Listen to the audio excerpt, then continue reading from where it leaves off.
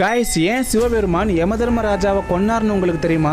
உண்மையாவே இந்த கதை சூப்பரா இருக்கும். நான் முழுசா சொல்றேன், கவனமா கேளுங்க. எல்லாரோட உயிரை எடுக்கிறவர் தான் யமதர்மராஜா.